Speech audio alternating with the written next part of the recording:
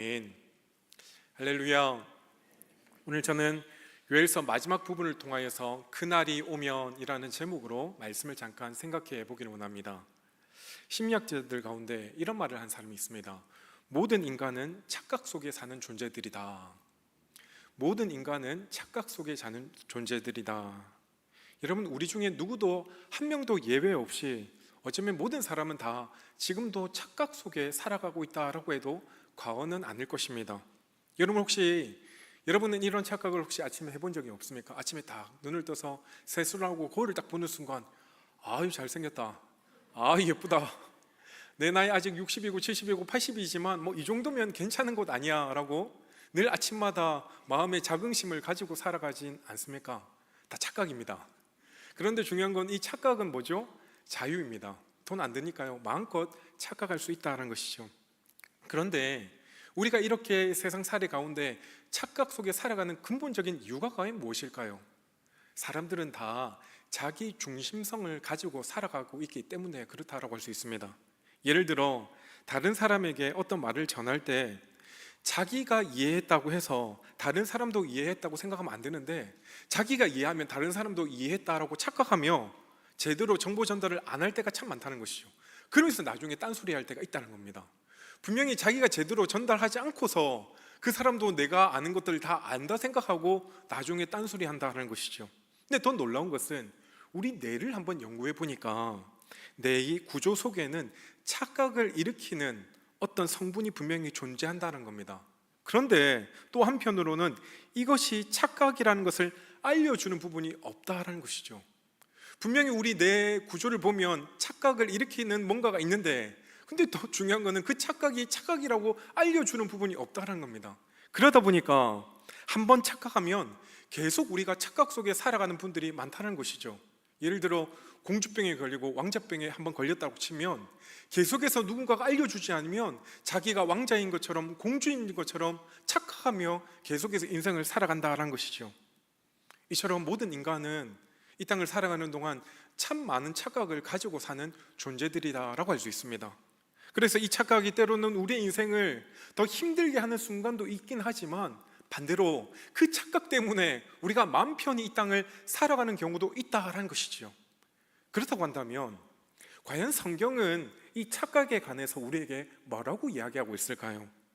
오늘 본문에 보면 그 인간의 착각을 한번 지적하면서 그것을 바로 잡아주기 위해서 우리에게 정확히 말씀을 주고 있다는 겁니다. 우리가 계속해서 살펴본 것처럼 이 요엘서는 요엘 선지자가 하나님께서 주신 그 환상을 백성들에게 전한 말씀이었습니다. 근데 그 환상이 과연 무엇이었습니까? 바로 여호와의 날이 이 땅 가운데 임한다라는 겁니다. 오늘 우리가 읽었던 본문 14절 마지막에도 이 여호와의 날이 가까움이라고 분명히 말씀하고 있다는 것이죠. 그런데 문제는 그렇게 여호와의 날이 가까이 임했다라고 백성들에게 계속해서 내가 환상을 보고 백성들이 이야기했는데, 백성들의 모습은 과연 어떠했습니까? 착각 속에 그 날은 임하지 않는다라고 여기며 살아갔다는 것이죠. 사람들이 절대 이 여호와의 날이 우리 가운데 임하지 않는다라고 여겼던 것이죠. 사실 당시 많은 사람들이 이 여호와의 날이라는 것을 이야기하였을 때 그 날은 우리와 상관없는 것이라고 분명히 착각 속에 살아갔다는 것이죠. 마치 이것은 창세기 6장에 보면 노아 홍수 사건을 우리가 잘 알고 있습니다. 노아가 정말 산 꼭대기에 방주를 지어놓고 언젠가 이 땅을 하나님께서 물로 심판하신다라고 하면서 열심히 방주를 짓고 있었는데, 그때 주위 사람들은 뭐 했습니까? 비가 오는 그날까지, 홍수가 나는 그날까지 먹고 마시며 시집가고 장가갔다라고 이야기합니다. 그들은 결코 이 땅 가운데 심판이라는 것을 오지 않는다라고 여겼다는 것이죠. 이처럼 그들도 당시 살았던 이스라엘 백성들조차도 만약에 여호와의 날이 임한다라고 할지라도 우리 때는 아니야, 먼 훗날 언젠간 임할 때일지 모르겠지만 지금은 아니기 때문에 그들은 죄를 짓고 악을 행하고 하나님의 진노를 바라는 행동들을 많이 행했다라는 것입니다. 예수님께서도 마태복음 21장을 보면 악한 포도 농부의 비유를 통하여서 착각 속에 빠져 사는 그 인간들의 교만한 본성들을 지적하신 경우가 있었습니다. 이 내용이 어떤 것이었지요?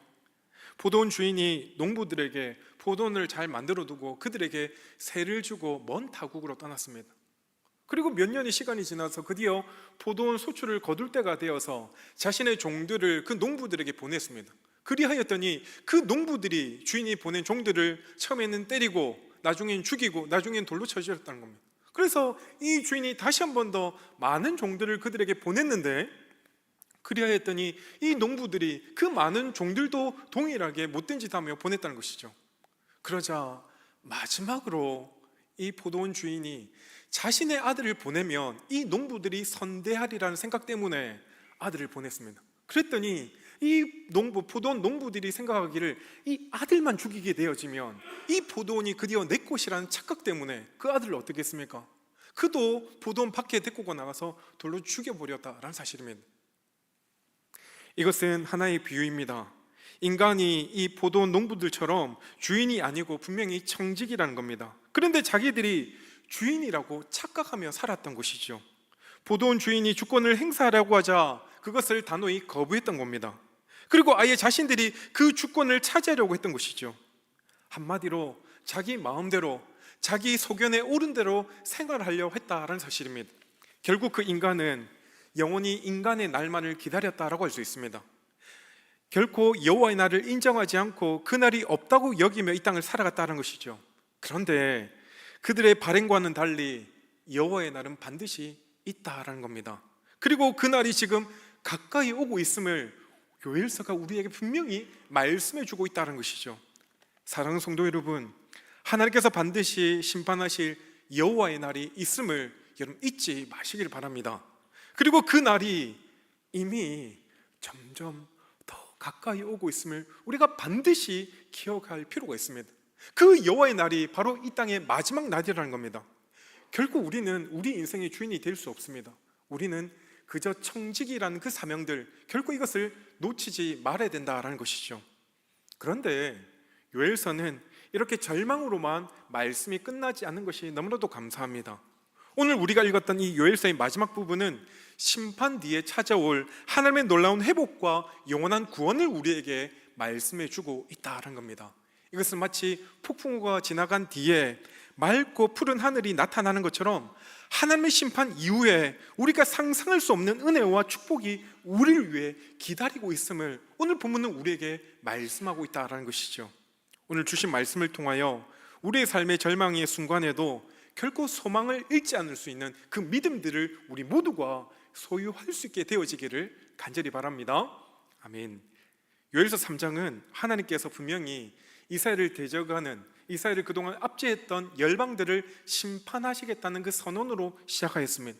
그래서 지난주에 우리는 그 여호사밧 골짜기에 하나님께서 만국을 불러 모으시고 그들을 심판하신다라고 말씀하셨습니다.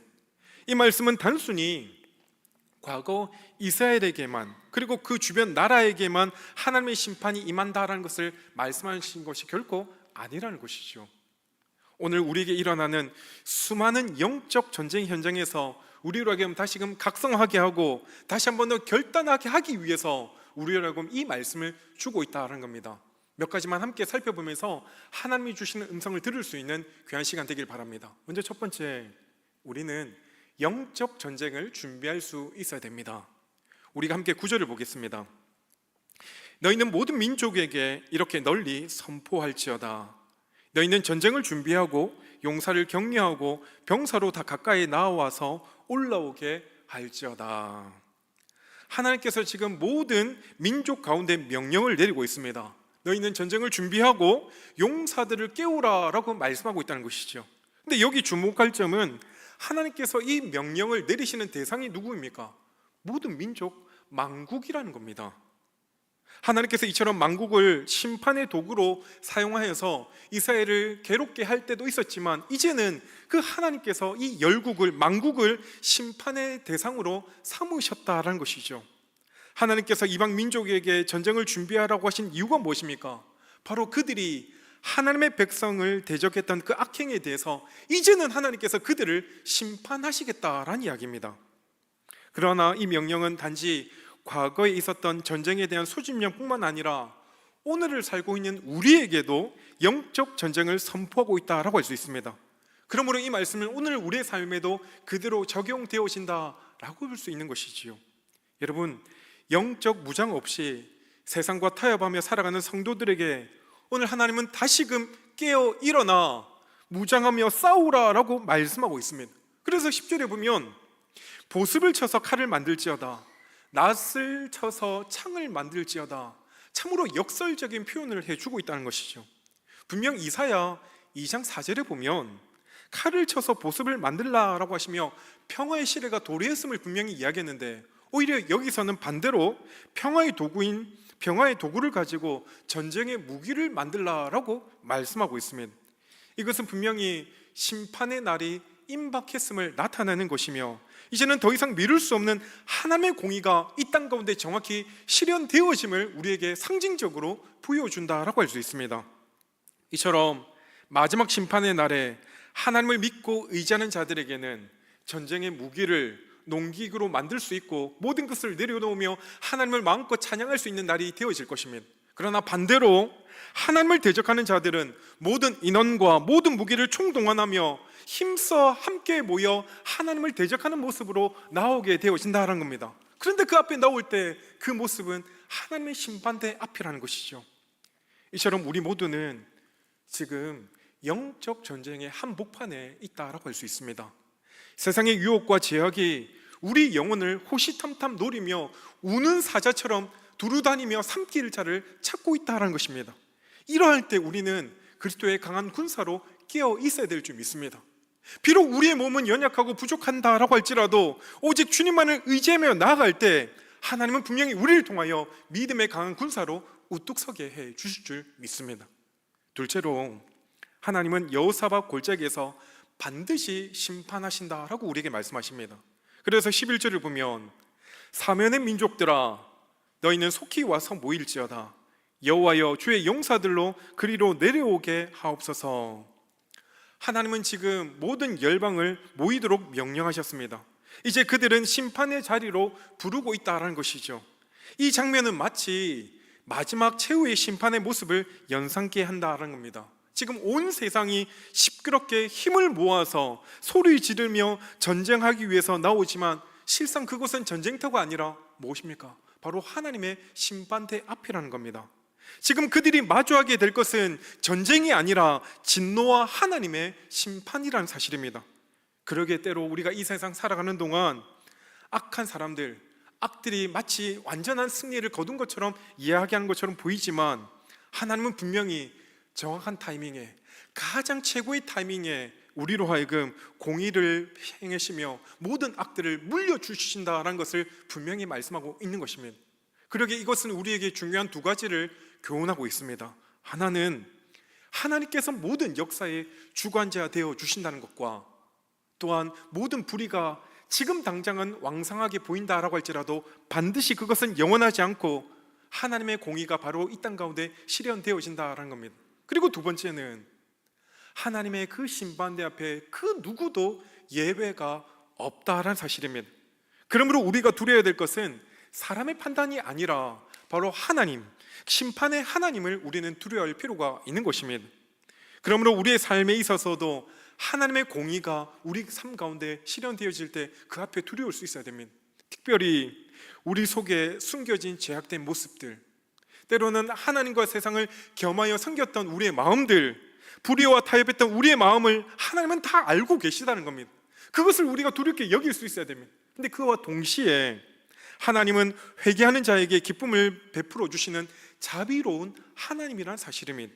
그러므로 우리가 회개하고 하나님께 나아가기만 하면 이 하나님의 공의는 우리를 심판하는 칼이 아니라 우리를 향해 두 팔 벌려 사랑의 마음으로 우리를 품어주신다라고 말씀해 주셨습니다. 그러므로 우리 모두가 이 여호사밧 골짜기에 심판이 있음을 반드시 기억할 필요가 있는 것입니다. 이어서 세 번째로 이 여호사밧 골짜기에는 그렇게 모일 때 결단의 장소라는 겁니다. 바로 13절에 보니까 너희는 낫을 쓰라, 곡식이 익었도다, 와서 밟을지어다, 포도주 틀이 가득히 차고 포도주 독이 넘치니 그들의 악이 크미로다. 곡식이 있고 또한 포도주 틀이 가득하고 독이 넘친다는 것은 이제 이 세상의 죄악의 절정이 다다랐고 무르익고 차고 넘치게 되었음을 나타내고 있는 것입니다. 이제는 이방인의 제약이 너무나도 가득 차서 하나님의 인내가 완전히 다다랐다. 이제는 그 땅을 심판할 수밖에 없음을 분명히 우리에게 보여주고 있는 것입니다. 이제 하나님은 더 이상 참지 않고 심판의 낫을 들고 계시다는 겁니다. 그러므로 여호사밧 골짜기는 우리에게 있어서 결단의 장소가 되어집니다. 심판이 임박한 상황 속에서 우리가 과연 하나님께로 돌아올 것인지, 아니면 여전히 하나님을 대적하며 그 자리에 있을 것인지 결단하라고 우리에게 요구하고 있는 것입니다.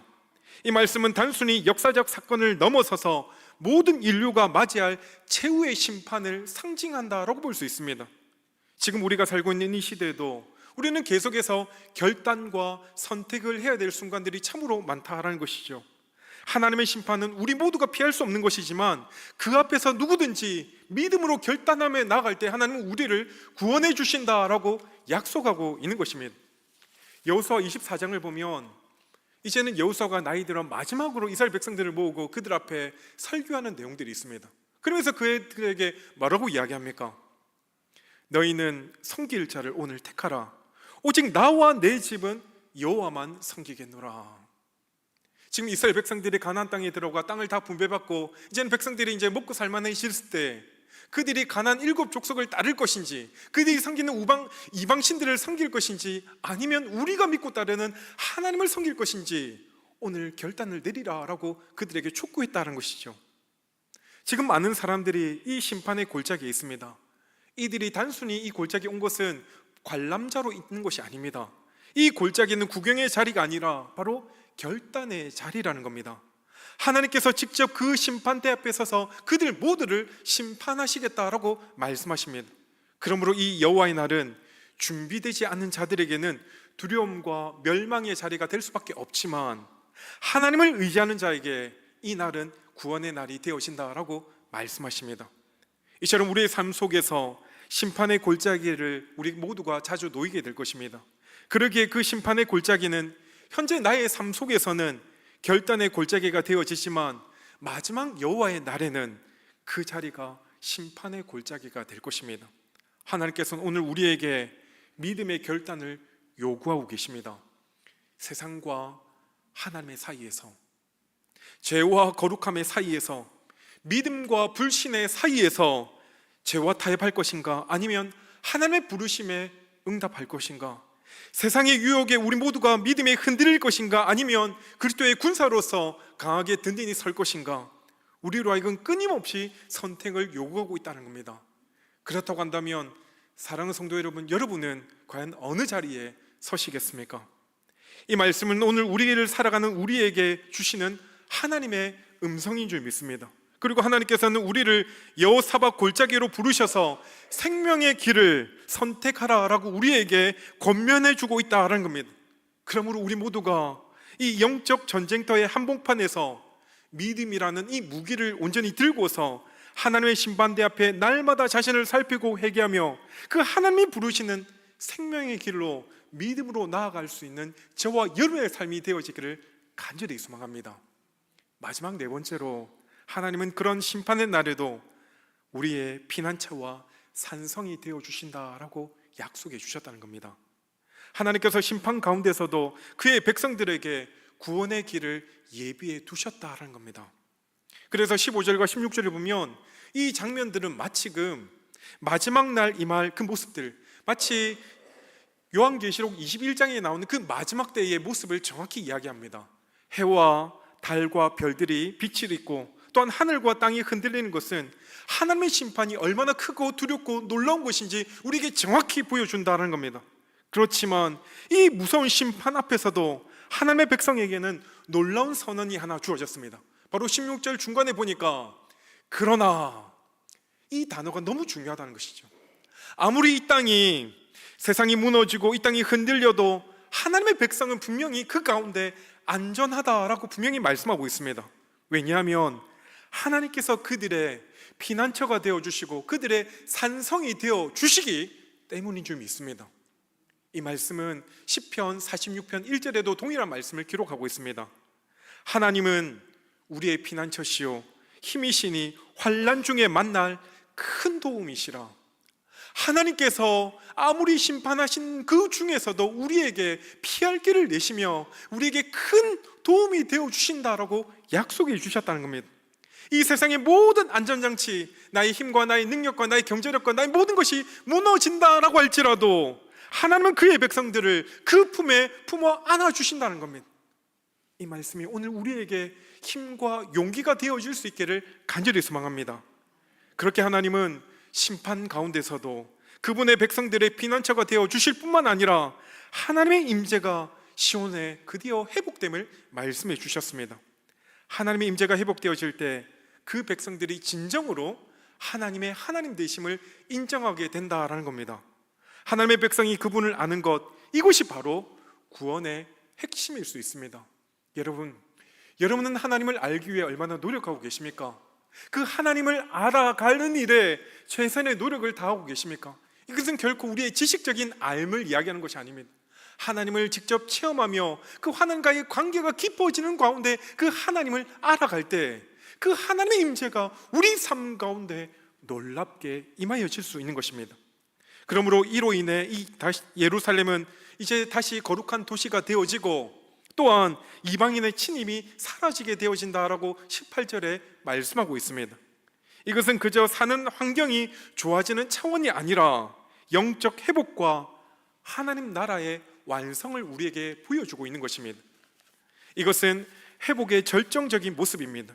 하나님께서 자기 백성을 위해 예비하신 그 풍성한 회복이라는 것은 그저 외적인 안정이나 물질적 풍요뿐만 아니라 하나님의 임재의 회복, 영원한 동행을 우리에게 약속해 주셨다는 겁니다. 그래서 18절에 보면 바로 그날에 이것은 하나님의 회복이 시작된 때입니다. 이제는 모든 심판이 끝나고 하나님의 때가 이제는 도래했을 그날입니다. 그때에 하나님께서 드디어 회복을 우리에게 주시는데 이것은 회복 그 자체로 끝나는 것이 아니라 풍성과 넘침으로 우리에게 부어주심을 정확히 말씀하고 있습니다. 산들이 포도주를 떨어뜨릴 것이며 작은 산들은 젖을 흘리며 모든 시내에 물이 흐르며 성전에서 샘이 흘러나오는 모습, 이것이 바로 하나님의 임재와 은혜가 백성들에게 생명처럼 흘러 넘쳐남을 우리에게 보여주고 있는 것입니다. 또한 시딤 골짜기에, 이것은 과거 황폐하고 저주받은 땅의 상징이었지만 그것조차도 하나님의 은혜로 말미암아 생명이 넘치는 곳으로 바뀌어짐을 분명히 우리에게 말씀하십니다. 사랑하는 성도 여러분, 혹시 여러분의 삶이 정말 지금 메마르고 황폐한 부분이 때문에 괴로운 분들이 있습니까? 재정적인 어려움 때문에 너무나도 힘들고 괴로워서 어떻게 이 땅을 살아갈 것인가 라고 고민하는 분들이 있습니까? 때로는 관계의 무너짐 때문에 어떻게 이 무너진 관계를 회복할 것인가에 때문에 고민하는 분들이 있습니까?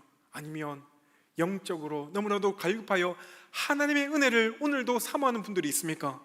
바로 그들에게 그날에 모든 메마른 땅에 포도와 주와 젖 그리고 생명수를 흘러 보내주시겠다라고 우리 주님께서 약속해 주셨다는 겁니다.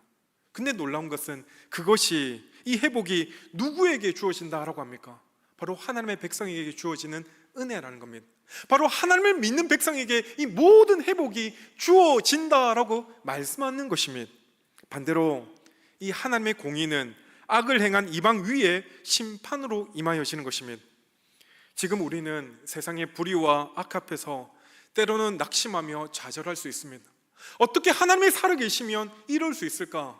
어떻게 하나님이 살아계시는데 악이 이렇게 관용할 수 있을까에 대한 고민과 걱정이 있습니까? 그러나 하나님은 그 모든 것을 지금도 눈동자처럼 다 보고 계시다는 사실입니다. 그리고 그분의 때에 그분의 방법으로 공의롭게 이 땅을 심판하시는 심판주로 이 땅에 임하실 것입니다. 그러므로 그 마지막 모습이 어떠합니까? 20절과 21절을 우리 함께 읽어볼까요? 시작. 유다는 영원히 있겠고 예루살렘은 대대로 있으리라. 내가 전에는 그들의 피 흘림을 당한 것을 갚아주지 아니하였거니와 이제는 갚아주리니 이는 여호와께서 시온에 거하심이니라. 아멘. 이 말씀은 하나님의 백성에게 주어질 영원한 보장을 선언해주고 있는 것입니다. 유다는 영원히, 예루살렘은 대대로. 이것은 하나님의 나라의 백성, 그 영원한 안정과 영원한 동행을 우리에게 분명히 말씀해 주고 있는 것입니다. 잠시 동안 정말 이 요엘서를 통해서 메뚜기 재앙으로 말미암아 그 백성들이 심판을 겪고 재앙 때문에 고통을 겪었지만, 하나님의 백성은 결코 영원히 멸망치 않고 하나님의 보호하심 아래 거하게 되어진다라는 것을 분명히 마지막으로 우리에게 말씀하십니다. 그리고 그 마지막에 여호와께서 시온에 거하심이니라, 바로 하나님의 임재야말로 회복의 절정임을 말씀하시는 것이죠. 그러므로 이 구절은 요엘서 전체의 결론이자 모든 회복과 구원의 궁극적인 근거가 되어진다라는 것입니다. 하나님께서 자기 백성과 영원히 함께 하신다, 여호와께서 시온에 거하신다. 이건 다른 말로 임마누엘의 하나님, 영원히 우리와 함께 하시는 하나님을 지금 우리에게 말씀하고 있는 것입니다. 하나님의 임재는, 하나님의 임재가 있는 곳에 풍요가 있고 또 심판이 있고 그곳에 영원한 구원이 있다라는 사실입니다. 우리 모두가 그 임마누엘 되시는 하나님과 함께 동행할 수 있는 우리 모두가 되어지기를 간절히 소망합니다. 말씀을 마무리합니다. 요엘서의 마지막은 우리에게 그날이 오면 우리는 어떤 회복을 기대하는가로 질문을 시작하였습니다. 여러분, 그날이 오면 과연 하나님께서 우리를 어떻게 회복시켜 주실까요? 하나님의 심판은 참으로 무섭고 두렵고 정말 그 앞에 피할 자 아무도 없는 것이지만 그 뒤에 반드시 회복이 뒤따라옴을 분명히 우리에게 오늘 말씀을 통해 보여주셨습니다. 그리고 그 회복은 단지 문제 해결뿐만 아니라 하나님이 우리와 함께 하시는 임재의 회복이라는 겁니다. 결국 이 땅에 영원히 남는 것은 그 사람이 하나님과 함께 하느냐 안 하는 겁니다.